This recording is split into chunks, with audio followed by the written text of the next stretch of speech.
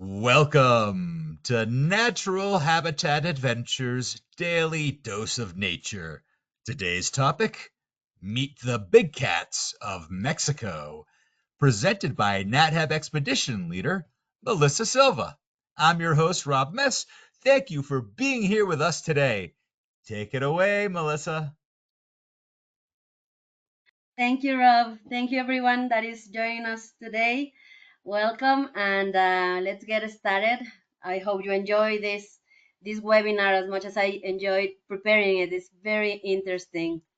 So, well, let's just a short introduction. My name is Melissa Silva. I'm a marine biologist.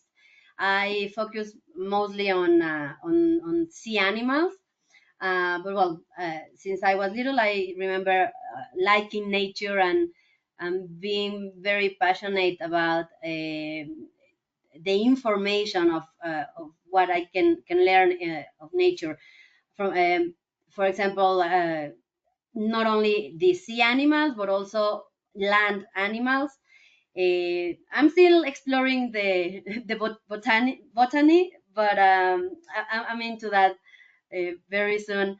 Well, this topic specifically, I found it to be very interesting because we usually think of uh, cats, big cats, or wild cats like the lion or the tigers, and then we forget because well, those are like the ones we see in the media, but sometimes we forget that we have others closer to home.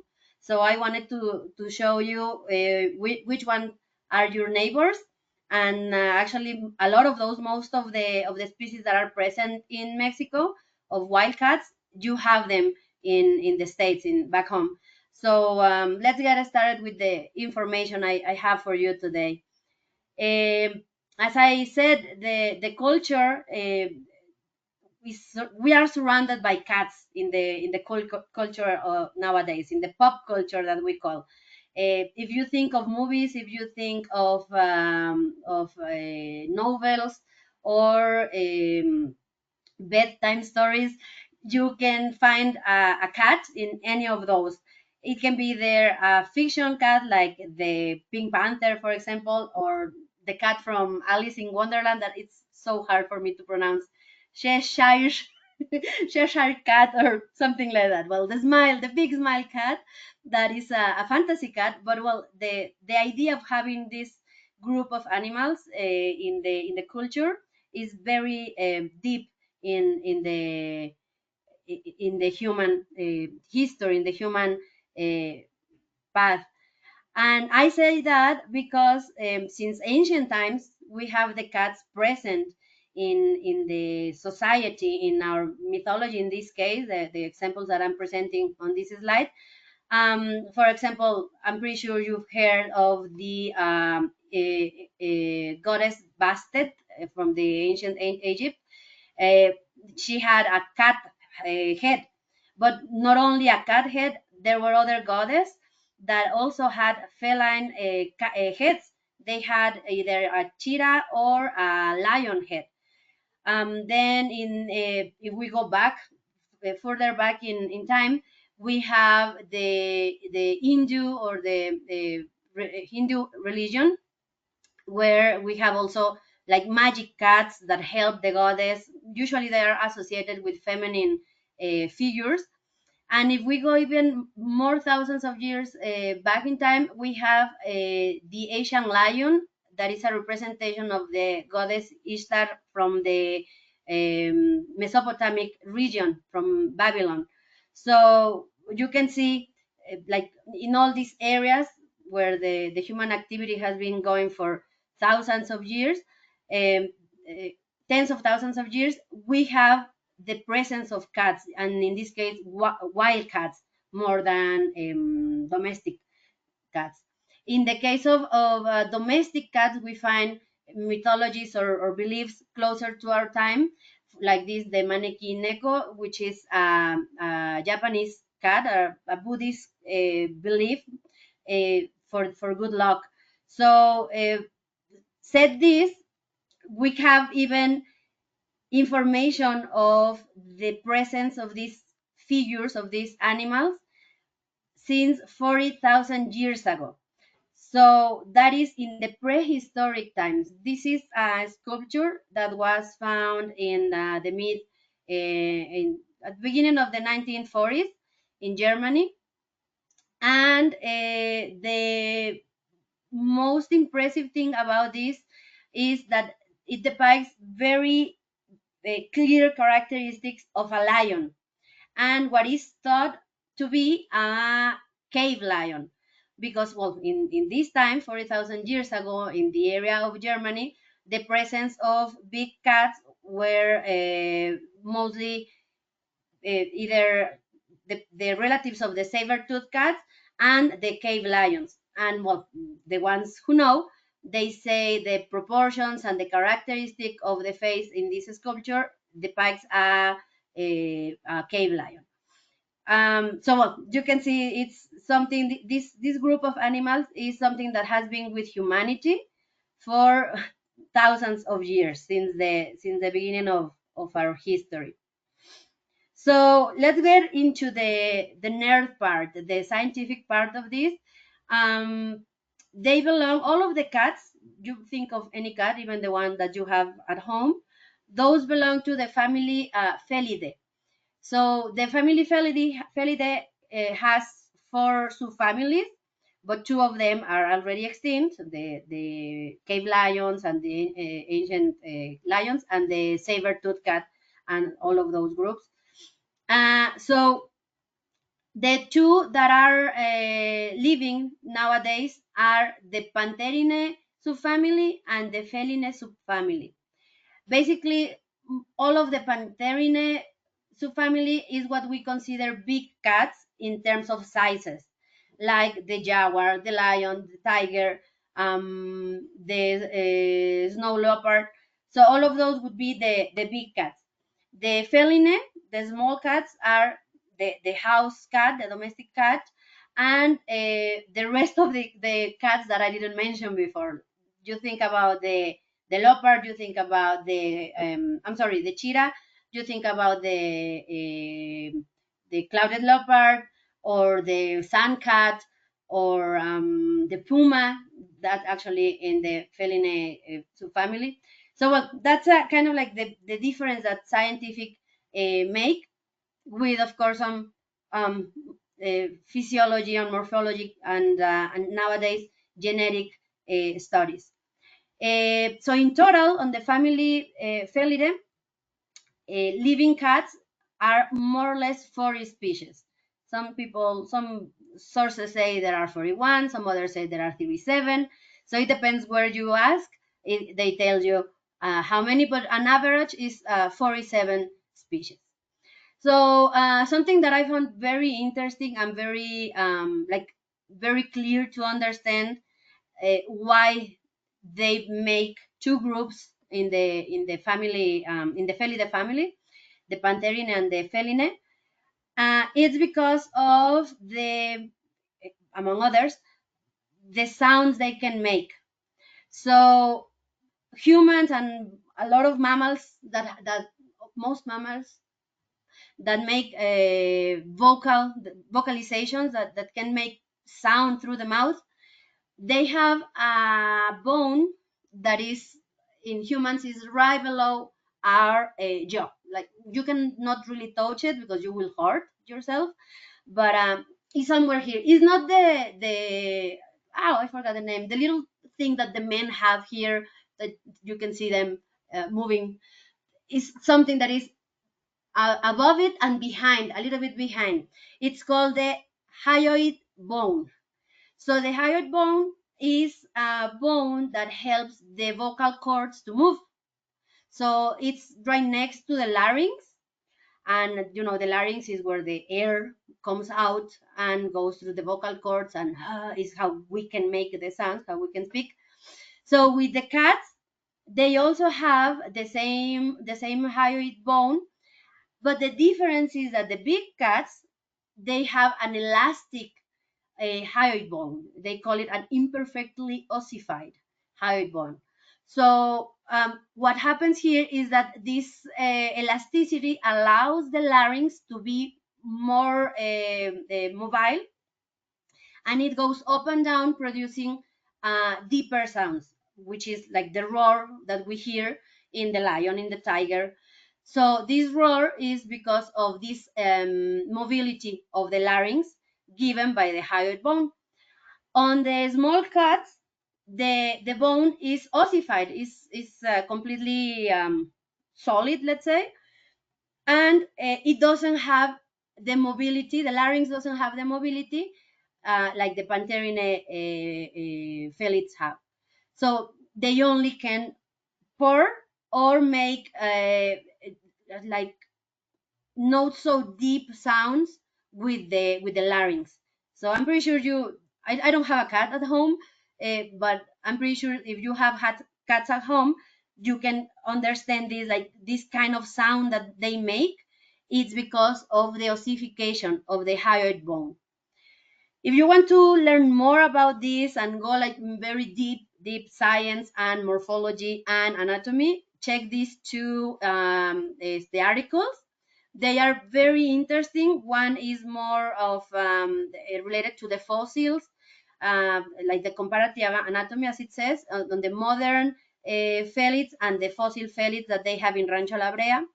And in this other one on top is the comparative ¿cómo se llama? Research of different hyoid bone in different species of felids, so you can understand like why they make these sounds, and how the old cats, the extinct cats used to or probably sound like making the comparison here.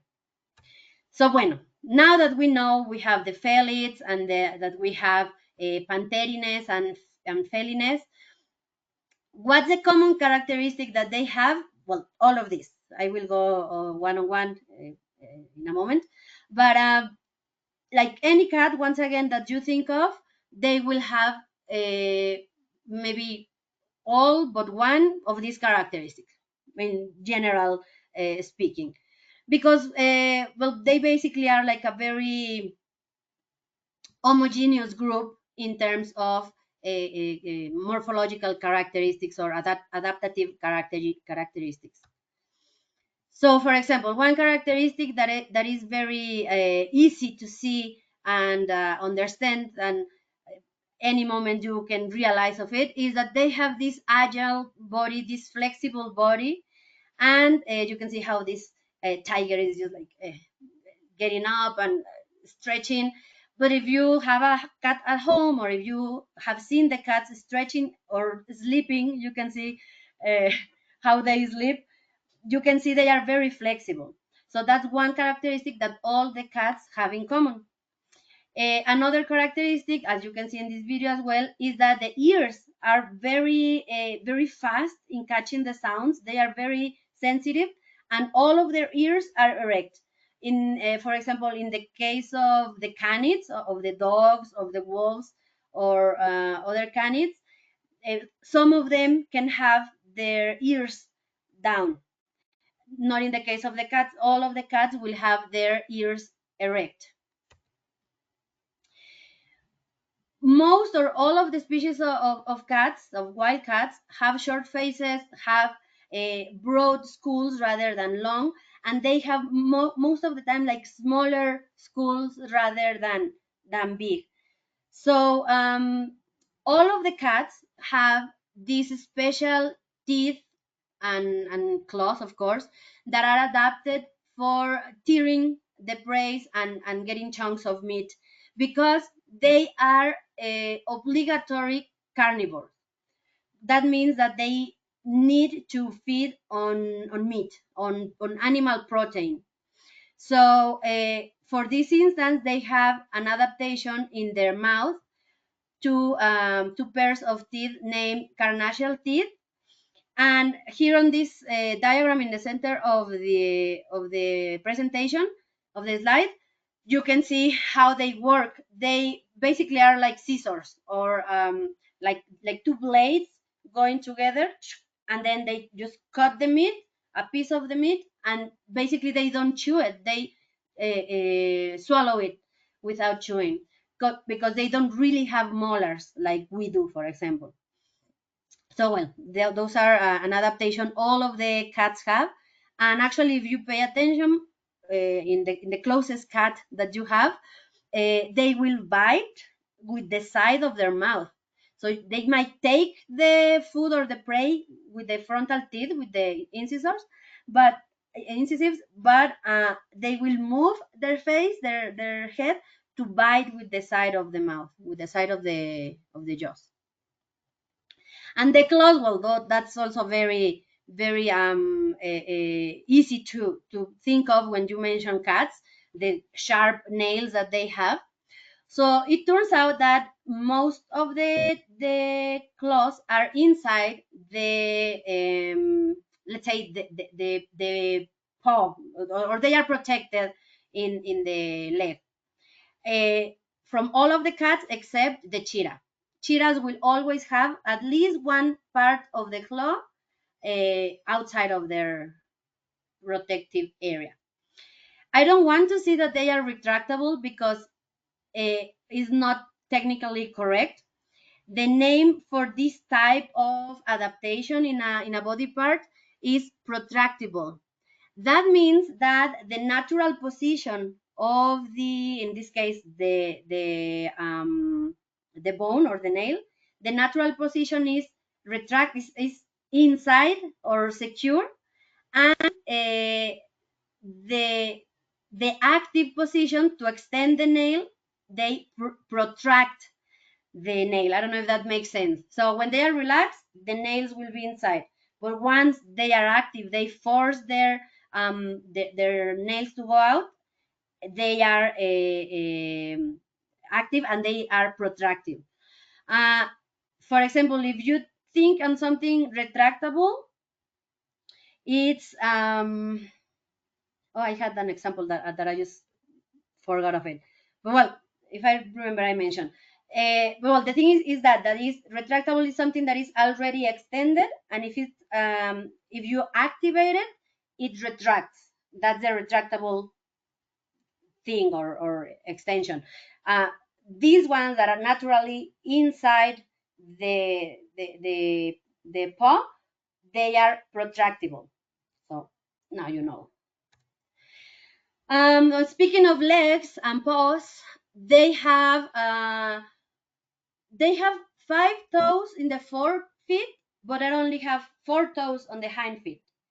That's something slightly different from other species of mammals, and they tend to walk on the tip of their toes. Let's say they are digitigrades.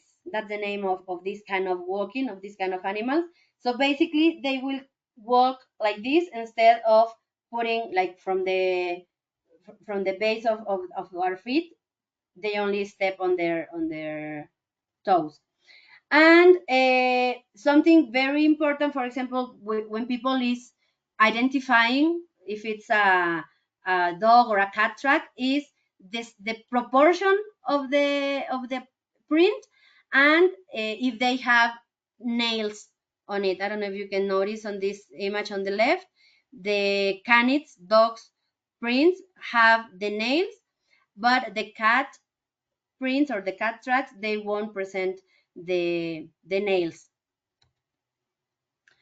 All of the cats have very good vision, very good hearing, good sense of smell, and what they like to do is they like to stalk the prey. They wait and then they just jump on you. I'm pretty sure if you have cats at home, as I add this video to the presentation so you can see the little cat doing what the big cats do. So they usually hunt in dim light, in either the dusk or the dawn, but that is because they have very good vision for darker environments. And well, as a lot of things in the wild, they have some threats. All of them are man-made, basically, because being these apex predators, they have very few predators on them.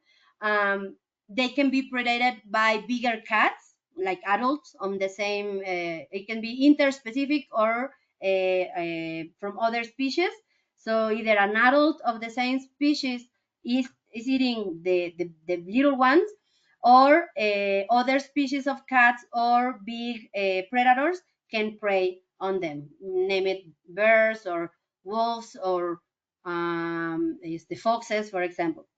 So, the threats to wildcats that are man-made is habitat loss, habitat fragmentation, poaching, illegal trade, and man and cat conflict. That means that when we have the others, when we have the loss of natural prey, when we have habitat loss, fragmentation, the big cats usually, and the big and the small cats usually come and try to prey on the livestock. Excuse me. For example, the ocelot, they will tend to prey on chickens. Let's just to name something. But then the jaguar will tend to prey on cows. So these problems that the humans have because of the cats going into these livestock areas is because it's a consequence of all the other problems, all the other threats that we have, that we provoke on them. But well, let's go and talk about the Mexican big cats, the Mexican wild cats. That's what get us here together. So basically, in Mexico, we have 6 species of wild cats. Uh, I will start with the biggest in size and mass to the smallest in size. All of them, except maybe the margay, are not are shared with the States and some with Canada. I will go over on each one of those. As you can see, the biggest, the largest is the biggest the animal, the largest is the paw, but also the largest is the feces. I had, oh, I don't have here my, I had a rule here. So 30 centimeters of a feces from a jaguar is more or less like this. Yeah, my hand is 16 centimeters, so 2 hands from a jaguar feces. The jaguar paw is more or less 20 centimeters, so it's 16 plus a little bit more. So from here to here, wide. So you can more or less take a look on this. I can give you later the information where I took these diagrams because it's very interesting. And well, this is just something for you to have an idea in your mind to imagine what they look like, or what the researchers are looking for when they are studying these animals. The other the other poops, the other feces are way smaller. Well, puma and jaguar are the ones bigger than the others, but most of those can get mistaken with dogs poops, or with if you don't look them very well, with raccoon poops, for example. But once you study them and once you have your eyes trained, you can see little bones or pieces of fur from their prey, or feathers from their prey. So it's very interesting that that specific study of the feces in wild animals is very, very interesting. But well, let's start with the each one of the animals. The jaguar, Panthera onca, the largest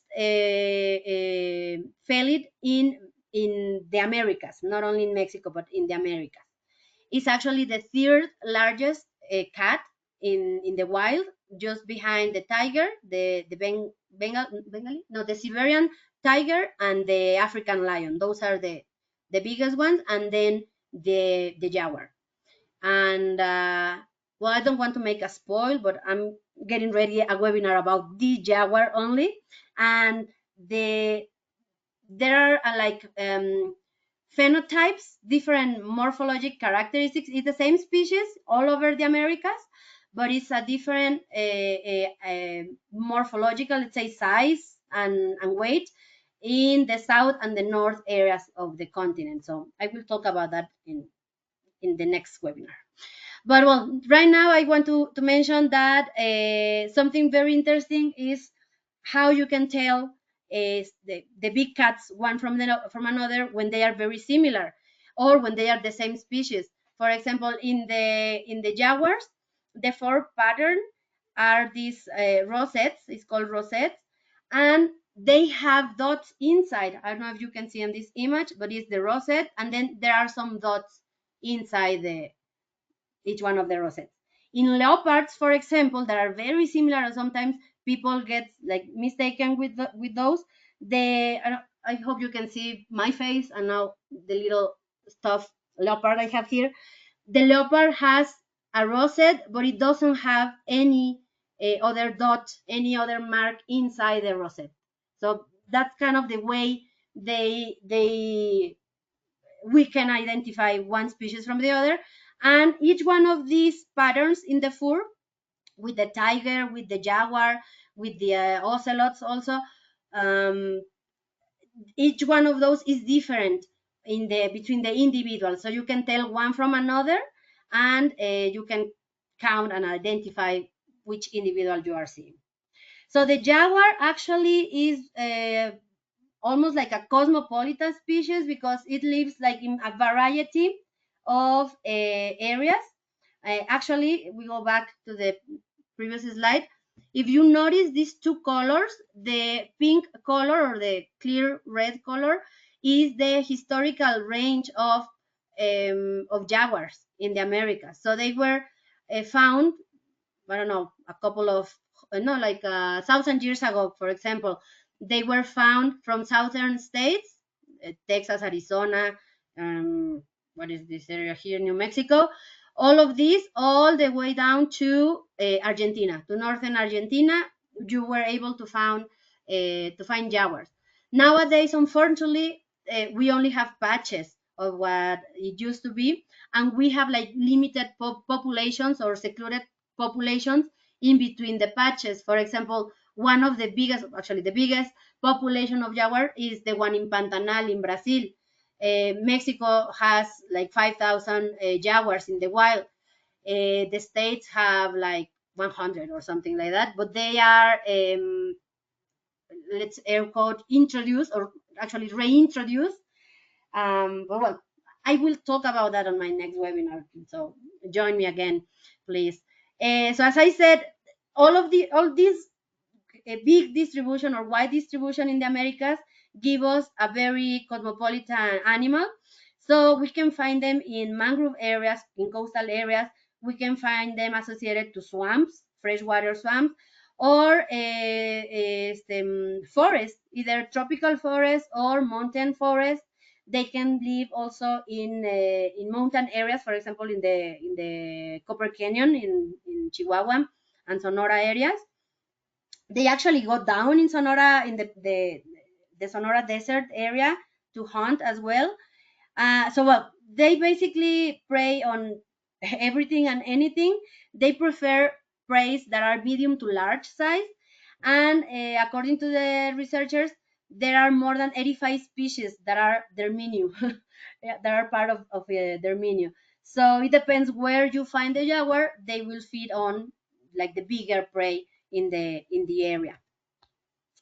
The mommy jaguars, they can give birth to 2 to 4 cubs every 2 years, and in most of the wildcats, the babies will stay with the mother for at least 3 months. So it depends, once again, the species, like with everything here, but it depends also the disponibility of food, of prey. um, well, the jaguar is active both during the day and night. The population, as I mentioned, most of it is in Pantanal, up to 50,000 in total on the Americas. In Mexico, we have around 5,000, and something very cool is that in 10 years we had an increase in 20%. Some programs, more information coming next on the next webinar. Ay, come on. Late, late. Ahí está. So a cool fact about jaguars is that they are considered a deity or a supernatural being in the Mesoamerican cultures, in all of them. Since the oldest Mesoamerican culture, that is the Olmec, going through the Mayan, of course, in the peninsula, and the Mexica in the central part of the Aztec Empire. So it's something that is still very popular nowadays, and it's mixed with the folklore, with the Mexican folklore.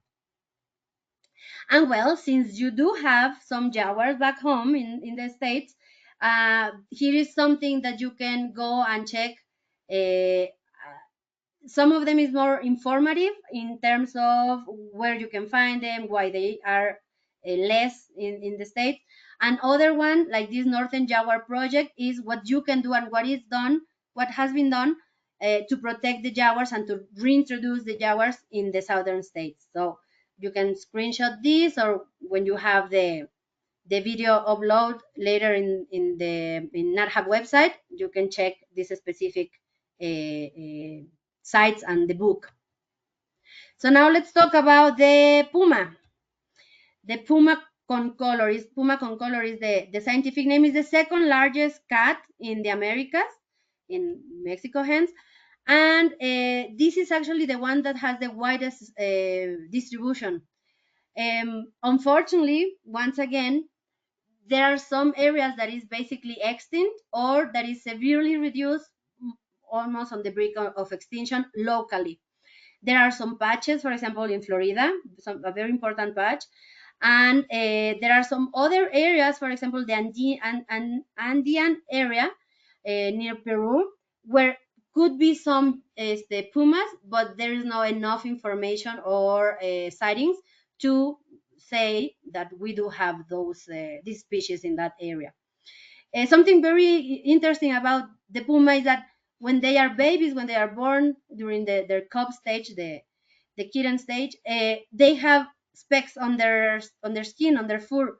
But once they are adults, their fur turns into a plain color, as you can see. Something similar happens with the African lion and the Asian lion. So it's something cool to know. You can find also the mountain lion, the puma, in basically any habitat, but they are more adapted, or they like better areas that are not as close as the ones the jaguar inhabits. If you see, all of these cats have overlapping habitats. So, for example, while the jaguar in the peninsula of Yucatan is going in higher numbers, and the one in the northern part of Mexico is doing stable or going down in some areas, the puma is the other way. The puma is having more stable numbers on the northern part of Mexico because of the environment where they live, and in the southern part, since they have more competition with the jaguars, there are not so many in the area also, among other reasons, of course. We can also find, unlike the jaguar, that we usually find the jaguar on sea level or some hundreds of meters above sea level.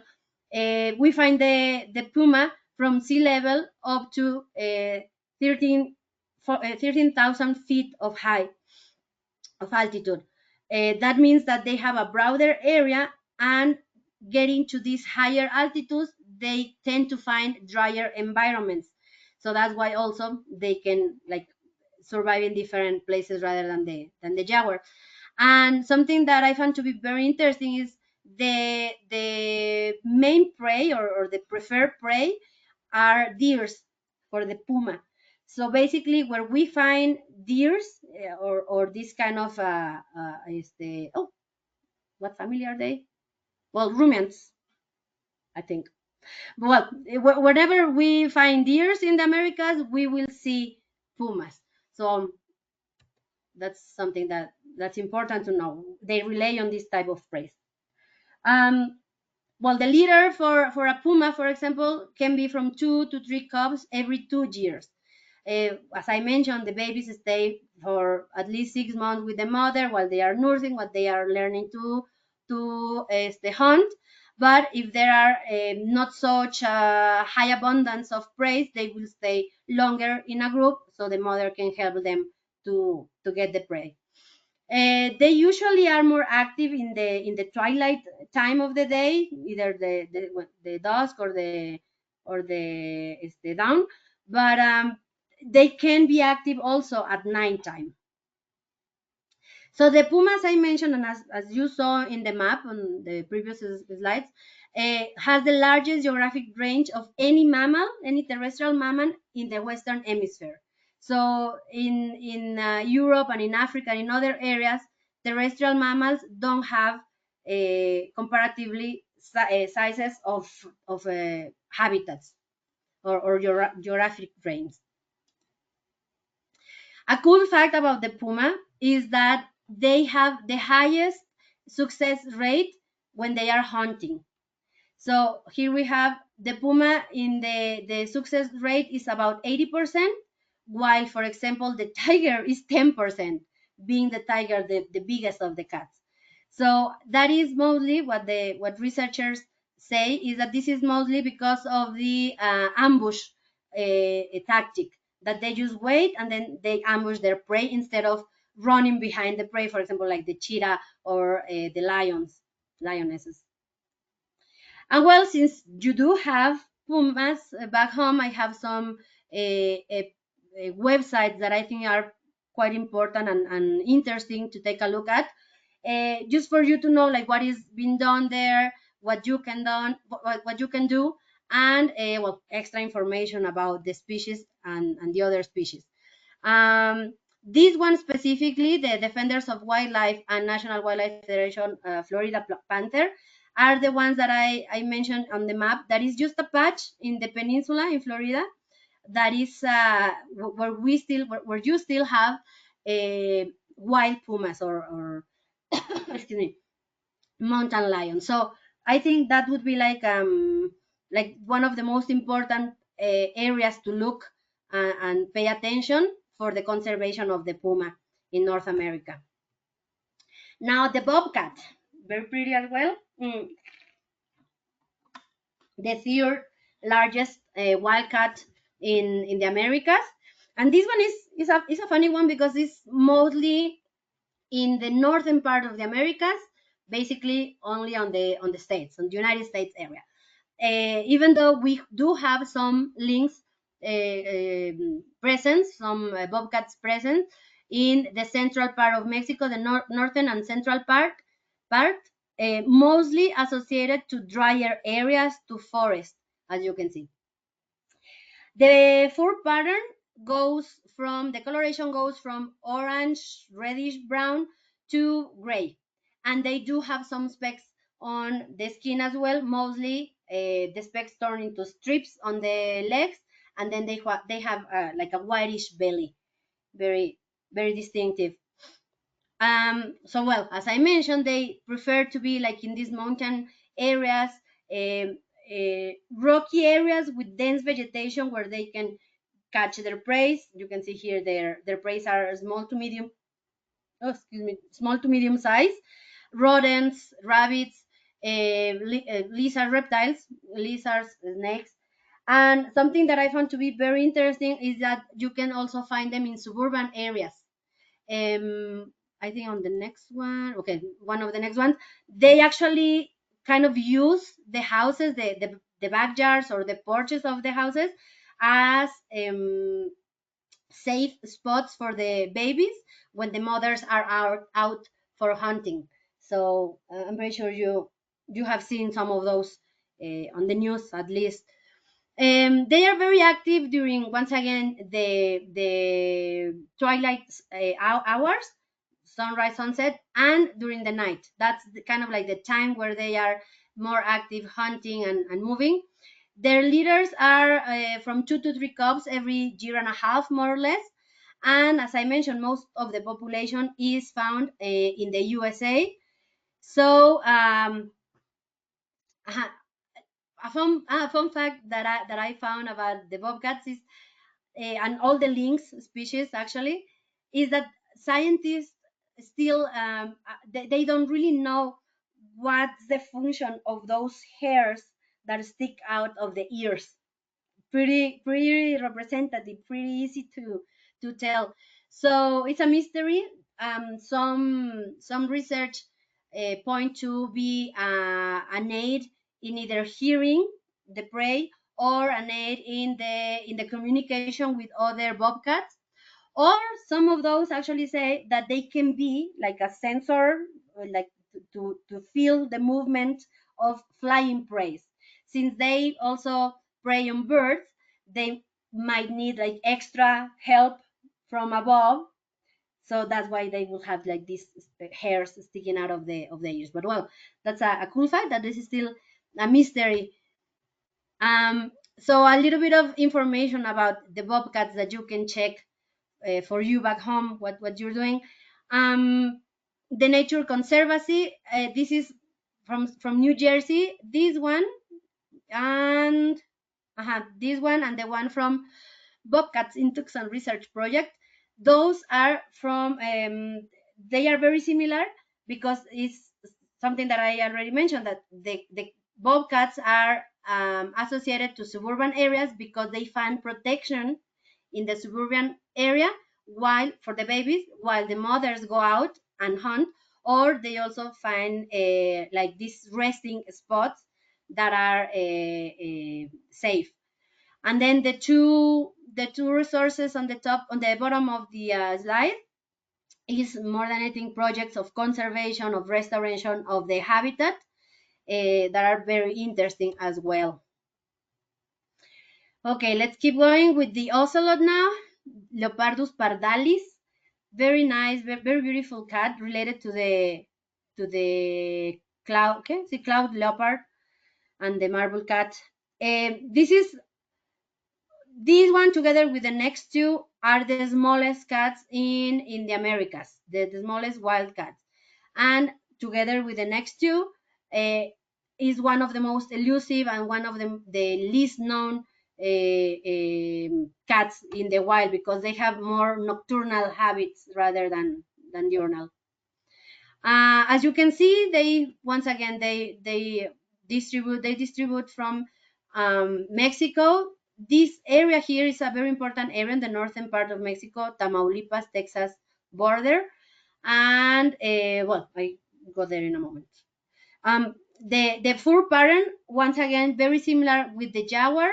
It's unique to each individual. They have these small blotches on the skin, on the fur, and some of the biologists, some of the researchers say that these are more like a chain of rosettes instead of a blotch, a small patch. Is more like a chain of blotch of rosettes. But well, it's some people say one thing and others another.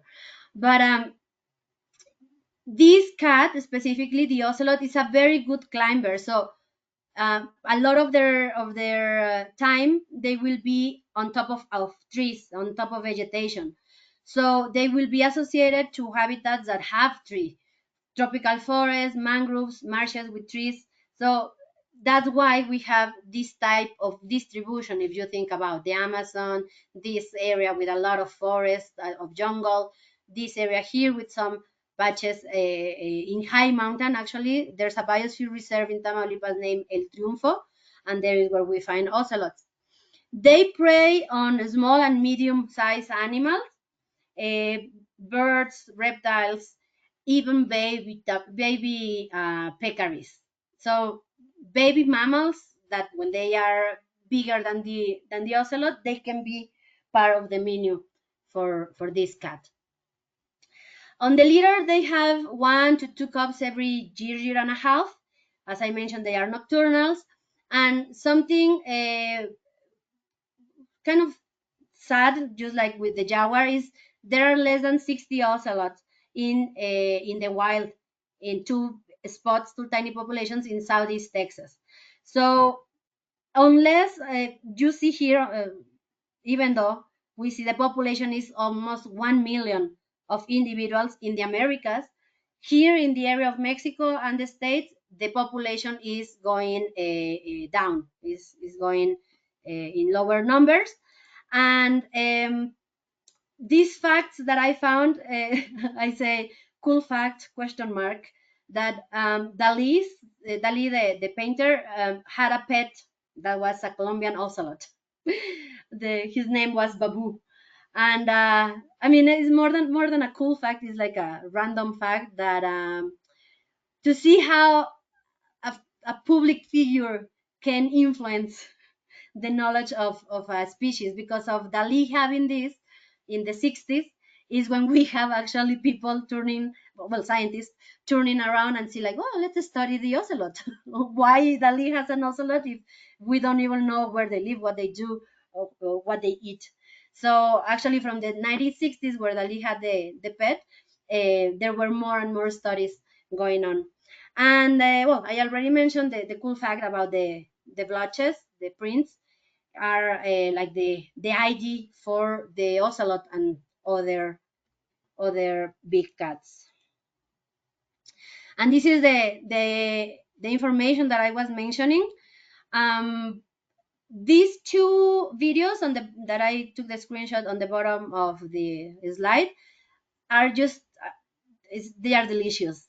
One of a couple of the best webinars. This one, the webinar from the Defenders of Wildlife, Ocelot in a Spot, is just amazing. It's very interesting.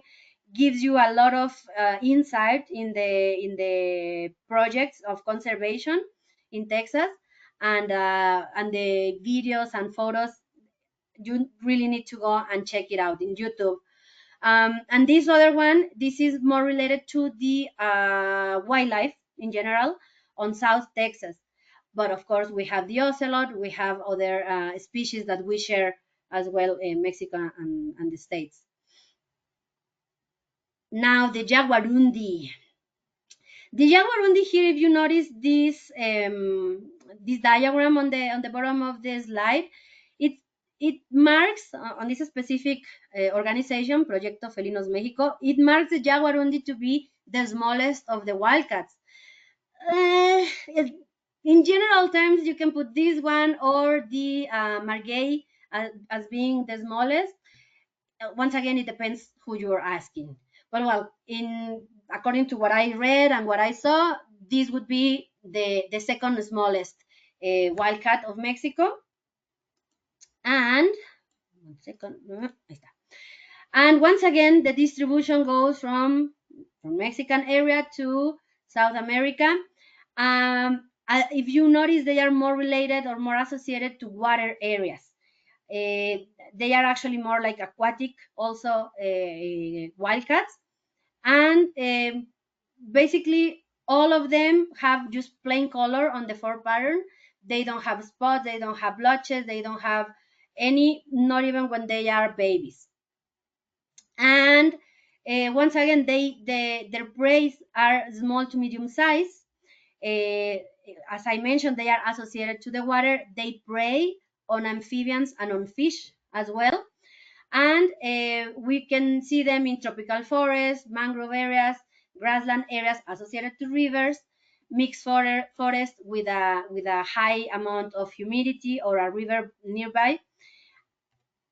And usually the leaders of the jaguarundi will be 1 to 4, but mostly 2 cubs every 6 to 8 months, believe it or not. So every year they might have two leaders.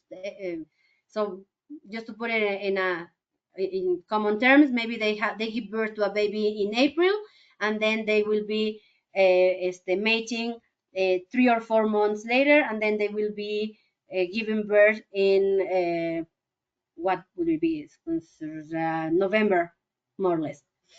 So despite that, we don't really know if the population is going up or down. We do know it has a lot of problems, just like the other cats. Is endangered or is threatened. Actually, although the International Union for the Conservation of Nature marks it as a least concern. What is that? Because we don't have enough information about this. You can see we don't even have like a set number for the population. It says that a range of 1 to 5 cats in Brazil, or 20 cats in Mexico per each hectare. So, well, there's a lot of information that we are still missing in the wild for the jaguarundi. What we do know is that they, once again, they like to be more nocturnal. They tend to be active in the twilight the times. And unfortunately, the last confirmed observation of a jaguarundi in Texas was in 37 years ago, 1986, in Brownsville. So nowadays there are one moment, please. There are some studies going on the reintroduction of jaguarundis. And well, first, a cool fact about the jaguarundi is that they have the most variable colorations of the Mexican wildcats of the Americas. Uh, because you can find them in black, just like a little panther. You can find them in gray, brownish, reddish, and then a little bit of like colorations in the same pattern. The the mix of colorations usually it comes with the cubs, as you can see here, with the baby on the top of the slide. You can see they have like patches of brownish on the head and then blackish on the back. Well, it's that's one of the cool facts about the jaguarundi. And this is something that I just found to be so cool, so interesting. This is a research, an article that was done in, I think it was in 2019. Well, it was received in 2021 for the journal here in Ecology and Evolution magazine. And from that last sighting of jaguarundi in the States near Brownsville, as you can see, they set a lot of cameras to check the wildlife passes and everything. And the results were that they didn't see any jaguarundi at all, not one. In I think they were studying that for 6 years or so. The thing is that the conclusion of this study is that the jaguarundis are likely to be extirpated in Texas. So the recommendation for the U.S. Fish and Wildlife Service is that they need to designate the jaguarundi as extirpated and start the recovery efforts according to the jaguarundi recovery plan that was published in 2013. So, well, check this out. Take a screenshot of it. Of this is open access and very interesting, very easy to read. And well, you can know what's done with the jaguarundi case in here. And then, last but not least, the margay, the smallest of the big cats, of the wild cats of Mexico. Bueno, the jaguarundi is related or is similar to the jaguarundi, the margay. I'm sorry, I'm thinking other things. The margay is related to the ocelot. If you remember, if you saw here, they belong to the same genus, the same leopardus group. So they do have the same, very similar pattern on the skin, on the fur, and sometimes they are mistaken one from the other. The distribution is very different. You can see here the margay occurs in both coast of Mexico, and it doesn't go as north as the ocelot, which used to be in Texas. The margay stays in the central part of the Gulf of Mexico, as you can see. So the same, just like the ocelot, they prefer to be in areas with trees, with dense vegetation, because they are excellent climbers. Most of their lifetime, they will spend it on top of a tree. Actually, excuse me, sorry. When they are hunting, they go on the tree and they are taking the prey that are living or that are resting on the tree. Then they are nocturnal. They have one cub. This one has the lowest reproduction rate. They have one cub every 2 years because the area where the population is located, the resources that they have. And the only record for a margay on the U.S. was collected somewhere in 2 centuries ago, in 1852. Can you imagine that, near Eagle Pass? So it's this is also one of the least known big cats, wild cats. And well, we don't know how many individuals are in the Americas in general. We are not sure. It's near threatened, or once again, because we don't have the information. This classification, I have to be honest and make a personal opinion here. The IUCN has a designation that is, in certain terms, in my personal consideration, again, a little bit absurd, because if you have a species like the margay, which you don't have enough information about their lives, that you don't really know their, like, how they are affected. They have threats like the habitat destruction or habitat fragmentation. So you have a lot of factors that know for a fact that can be bad for a population, for a wildcat population. I personally think that we should put that in threatened or vulnerable, at least. Well, that's Melissa's thought. A very cool fact about margays and about the ocelot also, but mostly on the margays, is that they can rotate their feet, both front and back paws, 180 degrees.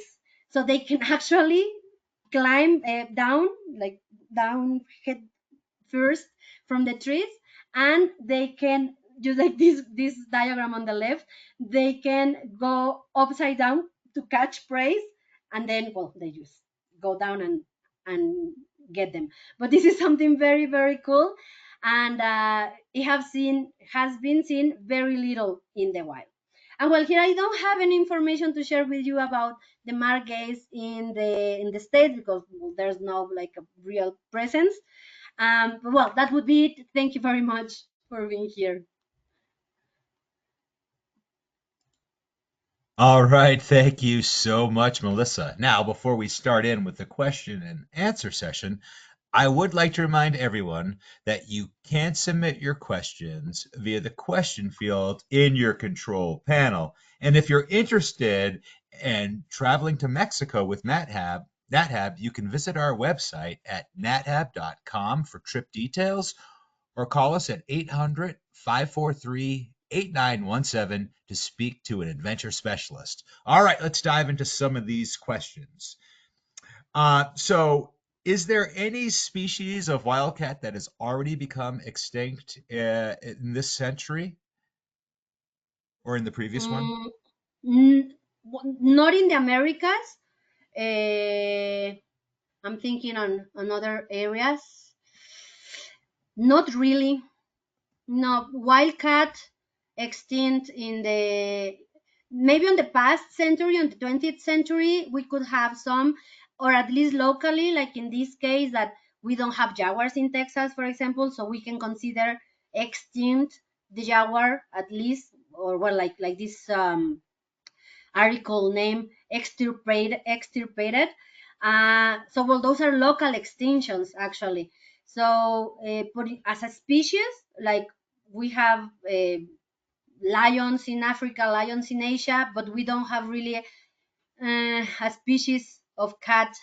I'm thinking maybe, in some islands in the Indo-Pacific, or in the area Australasia, maybe in this is the Philippines, Taiwan, Thailand area, maybe. But I during the research for this webinar, I didn't find any wild cat to be extinct 20th, 21st century, luckily for us. All right, thank you. Um, so you have referred to puma offsprings as cubs. One of our guests is wondering if the proper word for all baby cats is kittens, or are they words interchangeable? Yes. See, it's more common to cubs would be like for mammals. For what I know, cubs would be like general for mammals. Um, in more technical or proper way, kittens would be the baby cats. So if you want to say the puma kittens, so you already know they are baby pumas. Or if you want to say wolves cubs, you know the cub is a mammal. But yeah, kitten is okay too. Great. Thank you Mhm. so much. So, do you know if the wildfires in the Pantanals are impacting the jaguar and cat populations down there? Yes, of course. It's impacting because, well, of course, they are running away from the fires. Um, but the thing is that once again they are so they can adapt so well. They are cosmopolitan, so they can look for a place meanwhile the fire is gone. It can also be good for them in terms of having praise. Not only the jaguar is running away from the fire, but also the praise that they are feeding off. So the prey is moving away. They are, let's say, scared. They are confused. The jaguar can get the prey easier, rather than, well, if we have a healthy or a pristine ecosystem, it's a little bit harder for them. But yeah, for what I know, so far I don't think there's like no harm on a direct individual, but well, that would be the effect of those fires there. Thank you for that. Mhm. So, are there any big cat tours available for me if I come down to Mexico to take a look? Not in Mexico though, but we do have one. Not have has the Pantanal trip. So yeah, actually, I wanted to mention that on the next webinar that is about jaguars. So, but yeah, in Mexico we don't have really a tour for cats per se, but yeah, and we don't really we have the monarch butterfly trip that is starting in December, but we don't really have. We are not in the forest. We are in the habitat of wildcats, but we are not at the time where they go out or in the area where they feel more comfortable to go. So we don't really go to see the cats here in Mexico yet. Gotcha. Great. Thank you, Melissa. Well, Yeah. unfortunately, that is going to be the last question that we do have time for today. So I'd like to hand it back to you for your closing comments. Well, that this was very fun. There was so much information as usual that I took out. I hope that you can find more information on the resources that I gave. And once again, I always like to say that we need to keep in touch with nature because we are part of nature. So specifically with the wildcats, with the big apex predators like this, it's super important. I think it's even more important than I might sound a little bit, este, I don't know, mean, but we do love pandas. We do love whales that are also very important, each one of them. But these wildcats, the big apex predators, are they control the population of animals that can make some harm to humans. Just to put one simple example, rodents. So if we take these wildcats from the natural habitat, the rodents will just be exponentially growing, and then we as humans will have problems in diseases that are from the zoonosis, or the problems with agriculture or with other livestock. So just keep in mind that each one of the human of the living things are important for humans. You name it, microbes, plants, big cats. So let's just keep that in mind always. And once again, thank you very much for being here. I hope you enjoy this. Melissa, thank you so much for taking the time to present to us today. And I'd also like to thank everyone who tuned in. Now, if you're interested in information on how you can travel with NatHab, please give us a call at the number on your screen, or you can send us an email at info@nathab.com. Our adventure specialists are happy to help you out. Join us Monday for our next Daily Dose of Nature. You can check out next week's lineup, including our registration links, on our website at nathab.com/webinars.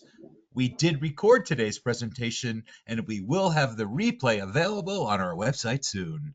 With that, I will conclude the webinar. Goodbye, everybody. We'll see you next time.